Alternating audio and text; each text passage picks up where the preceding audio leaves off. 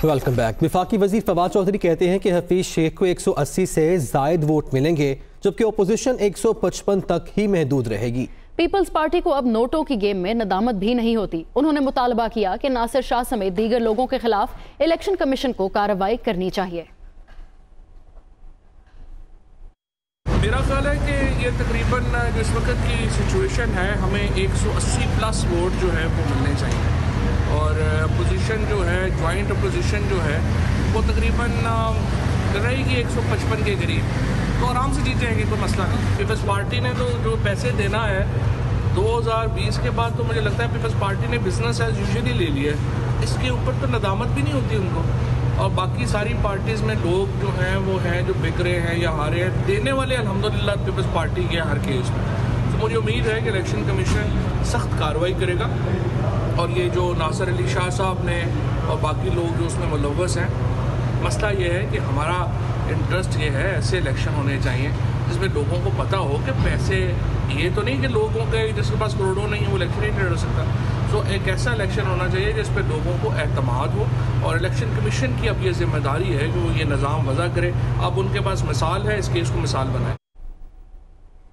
और peoples party के रहनुमा खुर्शीद शाह का कहना है कि पीटीआई हुकूमत मसाइल में उलझी हुई है, सरकार पार्टी में तोड़ फोड़ रोकने में लगी हुई है। उन्होंने क्या कहा है आपको सुनाते हैं। हुकूमत जो है वो अपने मसाइल में उलझी हुई है, अपने पार्टी के तोड़ फोड़ को रोकने के लिए। बाबा तू हल तो मसाइलों में उलझी हुई है, इसलिए इसकी तवज्जो नहीं है इधर। सही मैंडेट होता तो तवज्जो होती। जो आदमी बगैर खर्च किए हुए, बगैर मेहनत किए हुए दौलत कमाता है तो मसाइल में भी उलझता है आखिरकार। वज़ीर रेलवे आज़म सवाती का कहना है कि खैबर पख्तूनख्वा में बड़ा अपसेट होगा, पीडीएम में झगड़ा हो गया है। तो अब तहरीक इंसाफ 10 के बजाय 11 या 12 नशिस्तें ही हासिल करेगी। केपीके के अंदर बड़ा अपसेट हो रहा है। किस बात का अपसेट? आप हैरान होंगे कि मुस्कुरा भी रहा हूँ, अपसेट भी हो रहा है कि रात को अपोजिशन की जो नाम नेहाद पीडीएम है उनके अंदर बड़ा जबरदस्त झगड़ा हो चुका है, और उस झगड़े से खुदा ताला हमें फ़ायदा मिलेगा इंशाल्लाह। हो सकता है कि 10 की बजाय 11 और 11 की बजाय 12 हमारे सेनेटर वहाँ से जो है मुंतखब, 13 में से 11 या 12 इंशाल्लाह ताला मुंतखब होके आ जाएं, कि इस झगड़े की वजह से पीटीआई को बहुत बड़ा फ़ायदा मिलेगा, और इंशाल्लाह ये बड़ा अपसेट केपीके में होने जा रहा है। एमक्यूएम रहनुमा ख्वाजा इजहारुल हसन का कहना है कि किसी की ऑडियो लीक हो रही है पैसे देते हुए, किसी की ऑडियो लीक हो रही है पैसे लेते हुए, जबकि हमारी भी ऑडियो लीक हो रही है अंडे खाते हुए। किसी की ऑडियो लीक हुई है पैसे देते हुए, किसी की ऑडियो लीक हुई है पैसे लेते हुए। हमारी ऑडियो लीक हो रही है अंडे पेटे हुए, अंडे देते हुए, अंडे खाते हुए। एमक्यूएम के उम्मीदवार फैसल सब्जवारी कहते हैं कि सिंध से सेनेट की दोनों नशिस्तें निकाल लेंगे। 2018 में पार्टी के साथ जो हुआ वो अब नहीं होगा। अब 1% भी वोटों में फर्क नहीं आएगा। ये हमारे एमपीएस बताएंगे, 21 के 21 एमपीएस साहिबान बाजियाँ मेरे साथ हैं। अल्हम्दुलिल्लाह हम कमिटेड हैं। 2018 में जो हमारे साथ सानिया हुआ था, जो बदकिस्मती के साथ, वी आर कमिटेड। हम अपने वर्कर्स से, अपने लोगों से, अपनी पार्टी से हम कमिटेड हैं कि इंशाअल्लाह ताला ऐसा 1 भी किसी वोट का फ्रैक्शन भी एमक्यूएम पाकिस्तान का ज़ाया नहीं। हमारे साथ कराची से मौजूद हैं ब्यूरो चीफ असलम खान। असलम, तो कल के सिंध असेंबली इजलास में हमने देखा कि 3 पीटीआई के अरकान नाराज थे, उनमें से 2 तो पीपीपी के साथ निकल लिया और 1 पीटीआई के साथ ही निकल गया, और ज़मीर के हवाले से जो वोट देने की बात हुई है तो वहाँ पे तो नाराज अरकान को मनाया ही नहीं जा सका, और पीटीआई उल्टा मेंटल वॉरफेयर वहाँ पे शुरू कर चुकी है कि मिठाई के डब्बे बांट रही है। तो इस वक्त वहाँ पे क्या सूरत हाल है? क्या पीटीआई अपनी इस मेंटल वॉरफेयर में कामयाब होती नजर आ रही है? देखिए, अगर हम बात करें कि जो एक नशिस्तों पर इस वक्त सूरत हाल क्या है, पीपल्स पार्टी ने 2018 में एक बड़ा सरप्राइज़ दिया था और 12 में से 10 नशिस्तें जीत ली थी, जो उसके पास अददी नंबर थे उससे ज़्यादा सीटें ली थी। लेकिन जो गुज़िश्ता रोज़ वीडियो एक स्कैंडल सामने आया उस वक्त अगर हम बात करें तो ख़ुद पीपल्स पार्टी के लिए भी बड़ा मुश्किल होगा कि वो इस तरह का कोई सरप्राइज़ देने में कामयाब हो। अगर हम बात करें कि जो नंबर्स हैं तो जो पीपल्स पार्टी ने उम्मीदवार भी अपने 7 उम्मीदवार खड़े किए हैं और जो जनरल नशिस्तों पर इसके साथ साथ जो अपोजिशन इत्तेहाद है उसने 3 उम्मीदवार खड़े किए हैं। अपोजिशन अगर 3 उम्मीदवार यहाँ से जनरल नशिस्तों में कामयाब हो जाती है और उसके पास ये नंबर भी मौजूद है तो 4 सीटें खुद ब खुद पीपल्स पार्टी को मिल जाती हैं। इसी तरह खवातीन की नशिस्तों पर 3 उम्मीदवार हैं, जिनमें से 2 पीपल्स पार्टी की है और 1 अपोजिशन जमातों की है, MQM की है। अगर MQM अपनी एक सीट निकालती है तो 1 सीट लामाला पीपल्स पार्टी के पास चली जाती है, तो 5 सीटें तो पीपल्स पार्टी के पास बहुत ही मजबूत है। इसी तरह टेक्नोक्रेट की भी है। तो अददी नंबर की हम बात करें तो 6 सीटें पीपल्स पार्टी के पास जाती नजर आ रही हैं और 5 सीटें अपोजिशन के पास। लेकिन अगर कल जिस तरह एक वीडियो सामने आई और अरकान को वोट मुस्तरद करने का तरीका सिखाया गया है, अगर यहाँ पर भी वो तरीका सिखाया गया होगा तो सूरत मुख्तलिफ हो सकती है। लेकिन PTI वाले एक पुरुमीद नजर आते हैं और आज अगर हम बात करें कि वो मिठाई भी तकसीम करते नजर आए पोलिंग शुरू होने के कुछ देर बाद ही, और हम बात करें कि मुत्तहिदा कौमी मूवमेंट भी आज एक यकजहती उनमें नजर आई और जो 21 के 21 अरकान असम्बली हैं वो भी एक साथ यहाँ पर पहुँचे हैं और उन्होंने शुरू किया है। तकरीबन 25 से ज़ायद वोट कास्ट अब तक हो चुके हैं। तो अगर हम नंबर गेम की बात करें तो इतनी जो गैर मामूली सूरत-ए-हाल 2018 में नज़र आई थी, जब 12 में से 10 नशिस्तें पीपल्स पार्टी ने मार ली थी, मैदान मार लिया था और अपोजिशन को बमुश्किल 2 सीटें निकालने में कामयाब हुई थी। हम एक नशिस्त तो निकल गई थी मुज़फ़्फ़र हुसैन शाह की आसानी से, लेकिन जो फ़रोग़ नसीम थे मुत्तहिदा कौमी मूवमेंट के उम्मीदवार वो बमुश्किल सीट निकाल सके थे। अब अपोजिशन जो एक वीडियो स्कैंडल भी सामने आया, फिर खुफिया बैलेट की जो बात होती रही, वज़ीर-ए-आज़म इमरान खान जो बात करते रहे, पीपल्स पार्टी भी मुख्तलिफ उस पर अपना मौक़िफ़ रखती रही। मजमूई तौर पर एक बड़ी, जिसे हम कहें कि एक इस वक्त चेक एंड बैलेंस हम कहें या एक नज़रों में रह गया, या सिंध में भी सेनेट का इंतखाब और गैमा के में यकीनी तौर पर इस्लामाबाद के बाद सिंध में भी बड़ी देखने में आ रही है कि वोट जो है वो मुस्तरद ना हो और जो अरकान हैं या जो उम्मीदवार हैं, इस वक्त जो PTI और अपोजिशन जमातें, उनका दावा यह है कि जितने उनके वोट हैं, जितनी उनको सीटें मिलनी चाहिए, उन्होंने उतने ही उम्मीदवार खड़े किए हैं। लेकिन पीपल्स पार्टी ने अगर तमाम नशिस्तों पर उम्मीदवार खड़े किए तो यकीनी तौर पर उनको कुछ इस तरह का उन्होंने एक जो बसात बिछाई होगी शतरंज की कि उसको कोई कामयाबी का यकीन होगा। अपोजिशन ये दावा करती है कि वो अपना एक फेयर एंड फ्री इलेक्शन चाहती है और वो उतने ही उम्मीदवार खड़े कर रही है जो उतने उसके नंबर्स हैं। जी असलम खान, आप भी साथ ही रहेगा। हम रुख करते हैं कोयटा का, जहां पे इरफान सईद हमारे साथ मौजूद हैं। तो इरफान, जाम कमाल तो सक्सेसफुल हो गए नाराज अरकान को मनाने में, उन्होंने यार मोहम्मद रिंद को भी मना लिया। तो क्या अभी तक यार मोहम्मद रिंद वोट कास्ट करने आए हैं? और साथ ही बलूचिस्तान में नंबर गेम से भी आगाह कीजिएगा। जी बिल्कुल, इस वक्त बलूचिस्तान असम्बली जिसको इस वक्त पोलिंग स्टेशन का दर्जा दिया गया है, वहाँ पर पोलिंग का अमल जारी है। अब तक 5 वोट कास्ट हो चुके हैं, लेकिन अब तक PTI के पार्लिमानी लीडर सरदार यार मोहम्मद रिंद जो कि नाराज़ थे, जिन्हें गुज़श्ता रात मना लिया गया और उनके साहबजादे सरदार खान रिंद को दस्तबरदार कर दिया गया, उनकी दस्तबरदारी से हुकूमती हलकों में या हुकूमती इत्तेहाद को बड़ा फ़ायदा हुआ, क्योंकि उनको ख़दशा था कि अगर वो खड़े रहते आज़ाद हैसियत से तो 3 जो नशिस्तें थी जनरल की, उस पर यकीनन हुकूमती इत्तेहाद को बहुत बड़ा एक धचका लगना था। इसी बुनियाद पर चेयरमैन सेनेट सादिक संजरानी ने यहाँ पहुँचकर यहाँ डेरे डाले कोयटा में और यहाँ पर आके जितने रूठे हुए थे उनको मनाने की भरपूर कोशिश की और जो इत्तेहादी थे उनको भी मनाया। तो इस तरह जो हुकूमत के सर पे, जो हुकूमती इत्तेहाद के सर पे जो एक लटकती तलवार थी वो ख़त्म, ख़तरा टल गया। और इस वक्त बलूचिस्तान में जो है जो पार्टी पोजीशन है, यहाँ पर इस वक्त हुकूमती इत्तेहाद के पास 41 अरकान की हमायत हासिल है, जबकि अगर अपोजिशन की बात करें तो अपोजिशन ने भी कल गुज़श्ता रोज़ जो एक बहुत बड़ी एक कामयाबी हासिल की कि हुकूमती एक इत्तेहादी जमात या इत्तेहादी रुकन जिसे कहते हैं सैयद एहसान शाह, जिनका ताल्लुक BNP अवामी से था, उनकी एहलिया आज़ाद हैसियत से इस वक्त सेनेट इलेक्शन में हिस्सा ले रही हैं। तो उन BNP मैंगल में उन्होंने शमूलियत इख्तियार की, तो यकीनन अब एहसान शाह का वोट जो हुकूमती इत्तेहाद में शामिल था वो भी अपोजिशन को मिलेगा। तो इस तरह 24 और 41 की गेम है बलूचिस्तान में। तो दावा किया जा रहा है अपोजिशन की जानिब से कि वो 5 नशिस्तें हासिल करेगी। 5वीं नशिस्त के लिए उसकी फ़ाइट है, 4 नशिस्तें बासानी वो निकाल लेगी। इसी तरह हुकूमती इत्तेहाद की अगर बात करें तो हुकूमती इत्तेहाद 7 नशिस्तों पर उनका दावा है कि वो बासानी जीत लेंगे, लेकिन 8वीं नशिस्त के लिए उनका ये कहना है कि वो इस पे फ़ाइट करेंगे और उन्होंने भी तोड़ जोड़ की है। तो दोनों तरफ दावे किए जा रहे हैं कि हुकूमती इत्तेहाद कहता है कि अपोजिशन के कुछ लोग हमें वोट कास्ट करेंगे, लेकिन अब तक कोई खुलकर सामने नहीं आया है। इसी तरह अपोजिशन की तरफ से भी ये कहा जा रहा है कि बाप पार्टी के जो कुछ मुनहरिफ अरकान है जो नाराज़ थे टिकटों की तकसीम के मामले पे, वो यकीनन वो अपोजिशन के जो कुछ जो नुमाइंदे हैं उनको वोट कास्ट करेंगे। सेकंड प्रायोरिटी पे भी वोट कास्ट किए जाएंगे।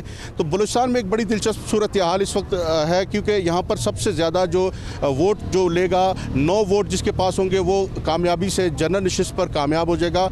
इस तरह अकलियत की नशिस्त पर भी अक्सरियती वोट जो हासिल करेगा वो जीतेगा। 22 वोट लेंगे टेक्नोक्रेट और ख़वातीन की नशिस्त पर, तो वो उम्मीदवार कामयाब होंगे। तो इस वक्त मुकाबला नेक टू नेक है बलूचिस्तान में। अगर एक वोट भी दोनों है। इरफान सईद, आप भी हमारे साथ ही रहिए। पेशावर हमारे ब्यूरो चीफ आबिद हमीद। आबिद, आजम स्वाति ने तो दावा किया है कि पीडीएम में झगड़ा हो गया है और अब वहां पे नंबर गेम भी थोड़ी डगमगा गई है, तो इसमें कितनी सच्चाई है? देखें, अगर पीडीएम की बात की जाए तो कल तक कुछ ऐसा ही नज़र आ रहा था कि उनके जो उम्मीदवार खड़े किए गए थे एनपी की जानिब से, इसी तरह पीपल्स पार्टी की जानिब से, इसी तरह जमात इस्लामी की जानिब से। जमात इस्लामी की 3 नशस्तें हैं और उन्होंने 4 उम्मीदवार खड़े किए हुए हैं। उन्होंने अपने उम्मीदवारों को रिटायर नहीं किया, उन्होंने कागजात वापस नहीं। लग तो यूँ ही रहा था कि जो है इख्तिलाफात हैं, लेकिन उसके बाद जो मीटिंग्स हुई, उसके बाद जो इजलास में रात गए तक ये सिलसिला जारी रहा।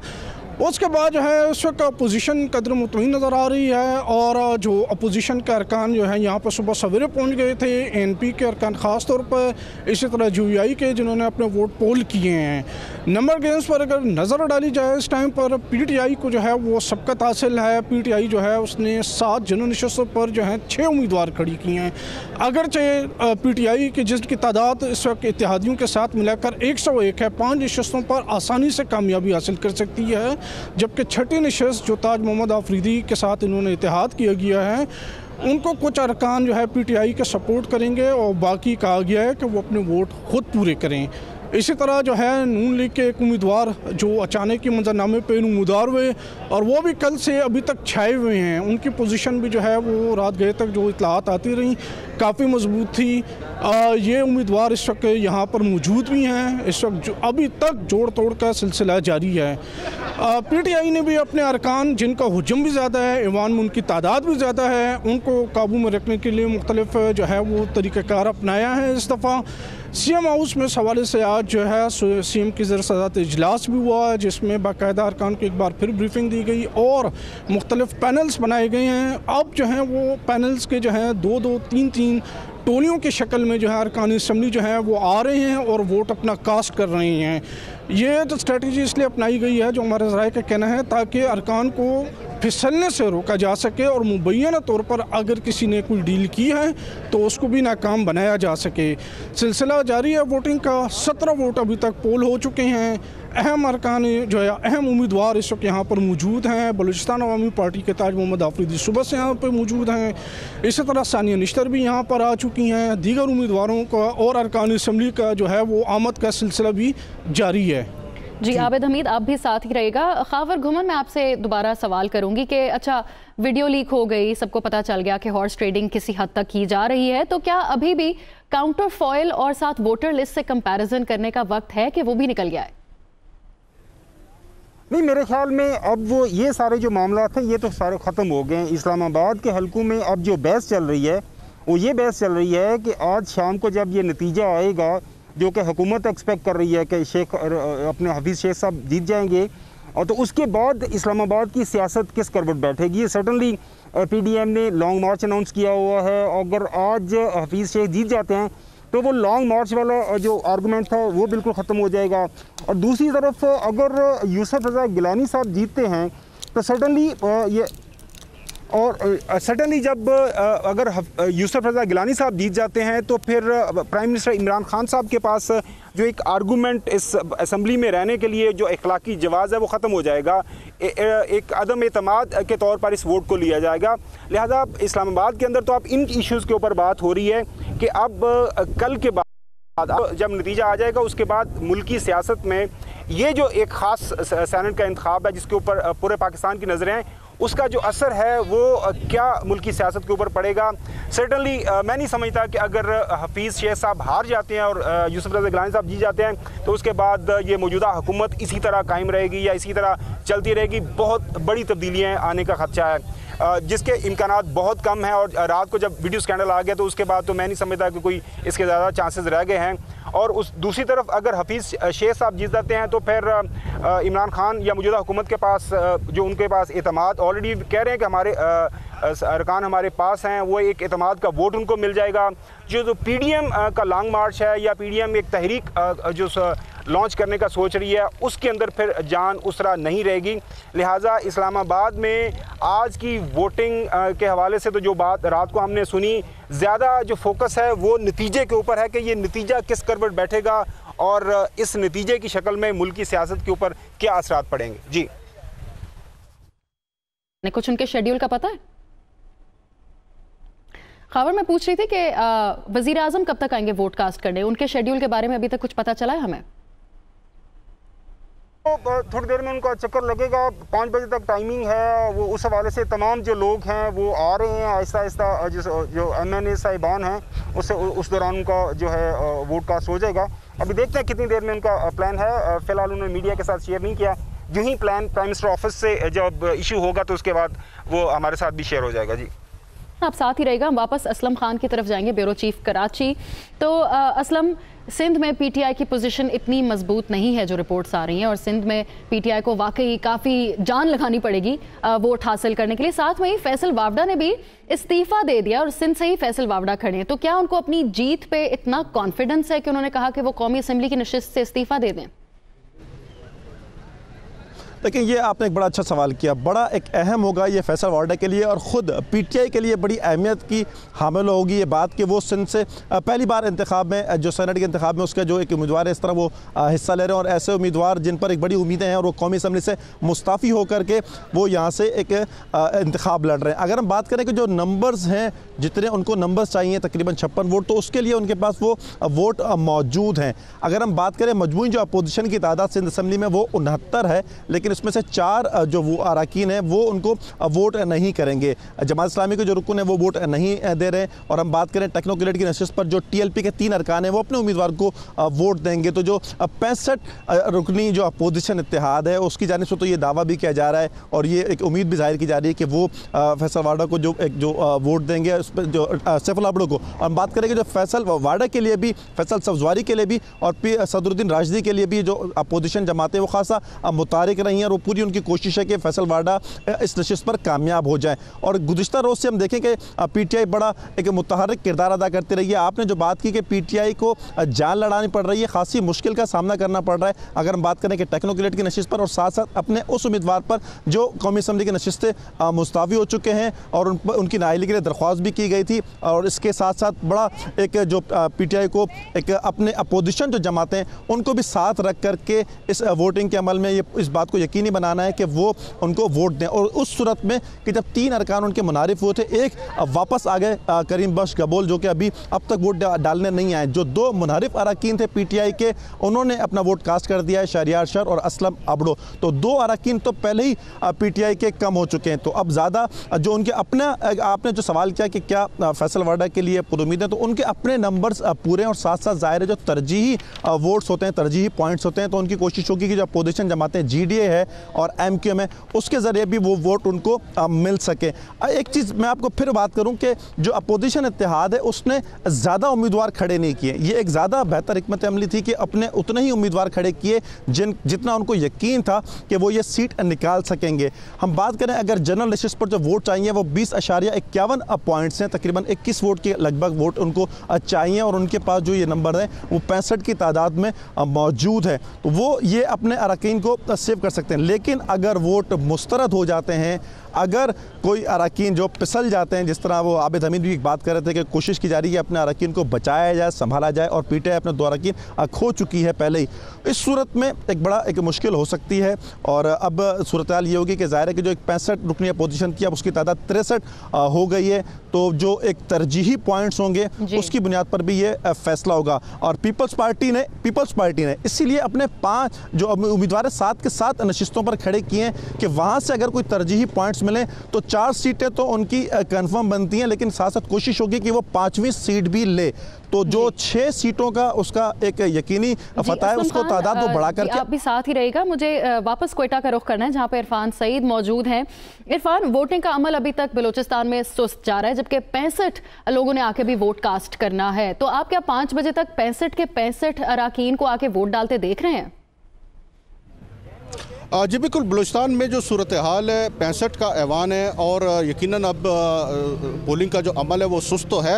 अरकान अब भी बेशतर जो सूबाई हुकूमत के जो वज़रा हैं वो इस वक्त CM हाउस में मौजूद हैं।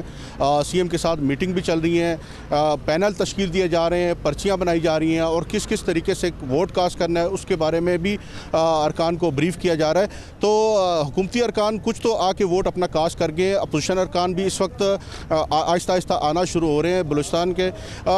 दिलचस्प सूरत ये है कि PTI के जो अरकान है वो भी इस वक्त अपना वोट कास्ट करेंगे। हुकूमती नुमाइंदों के या उम्मीदवारों के हक़ में PTI के 7 अरकान थे, लेकिन बलूचिस्तान से PTI ने कोई भी अपना उम्मीदवार सेनेट के लिए खड़ा नहीं किया, जिस पर की आदत थी। और यहाँ पर जो अरकान थे वो उन्होंने काफ़ी नाराज़गी का भी इज़हार किया। वो यकीनन एक नशिस्त बआसानी बलूचिस्तान से निकाल सकते थे, लेकिन चूँकि ये मरकज़ी क़यादत का फ़ैसला था, 2 मरतबा टिकटें जारी की और फिर टिकटों को वापस लेकर बलूचिस्तान अवामी पार्टी की हमायत का ऐलान कर दिया गया। अब बलूचिस्तान से एक आज़ाद जो उम्मीदवार है अब्दुल कादिर, वो भी इस इलेक्शन में हिस्सा ले रहे हैं। तो यकीनन जो शुकूक व शुबात है लोगों के आज़ाद उम्मीदवार के होते हुए बलूचिस्तान में यकीनन जो है जो हुकूमती इत्तेहाद है उसमें भी जो लोग शामिल हैं वो वोट डालेंगे आज़ाद उम्मीदवार को। तो वो आज़ाद उम्मीदवार बासानी यहाँ से कामयाब हो जाएगा बलूचिस्तान से। मैं 2018 की अगर बात करूँ तो 2018 में भी बलूचिस्तान अवामी पार्टी उस वक्त तश्कील नहीं दी गई थी, लेकिन उसके 6 सेनेटर यहाँ से जो आज़ाद हैसियत से कामयाब हुए थे, उन्होंने बाद अज़ां बलूचिस्तान अवामी पार्टी में शमूलियत इख्तियार की और वो इस वक्त बलूचिस्तान सेनेट में बलूचिस्तान अवामी पार्टी की नुमाइंदगी करते हैं। तो आइंदा अगर ये इलेक्शन होता है बलूचिस्तान में, आज फैसला होगा और BAP सेनेट में चौथी बड़ी जमात बनकर उभरेगी। सेनेट में उनके अरकान की तादाद बढ़ जाएगी। जो रिजल्ट आएगा वापस सेनेट में इसका जमात बन के उभरने का चांस है। बहुत बहुत शुक्रिया ब्यूरो चीफ हमारा साथ देने के लिए। इस्लामाबाद से हमारे साथ मौजूद थे खावर घुमन, कराची से असलम खान, क्वेटा से इरफान सईद और पेशावर से आबिद हमीद हमारे साथ मौजूद थे। बहुत बहुत शुक्रिया आपका।